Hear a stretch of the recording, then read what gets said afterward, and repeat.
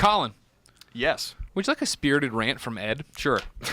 Ed writes in and says, Dear Greg, Colin in the ever-rotating third chair. As I understand it, the 10% off on PSN over the weekend was Sony's way of making it up to players for their horrendous service at Christmas. Cram it up your ass, Sony. Why would I now spend £50 instead of £55 FIFA, Far Cry, COD on the PSN store when I can get the same game in physical form, non-reliant on your faulty network for around half the price?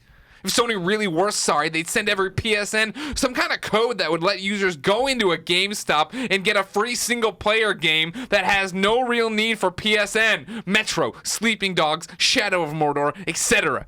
Giving gamers the chance to spend a little bit less on expensive games is not an apology. It's a marketing ploy. Rant over Ed. All right. Well, the Rand had this. He had P.S. This, yeah. For the record, I generally like what Sony do. All right.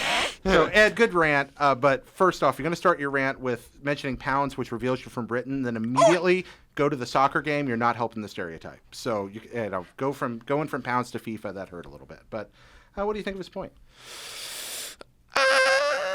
I mean, they gave the 5 extra days, too, of PlayStation Plus, right? Yeah, which is also funny. Well, yeah, but The it's 10%, like... 10% off is nice. It's just that you can't do it to pre-order or anything. You can't use the That pre-order. was the part that I'm really mad about. Even Yeah, though you they can't acted pre-order with it. originally like you would be able to, they implicitly said it, and then they actually literally crossed it out of their letter. Mm-hmm.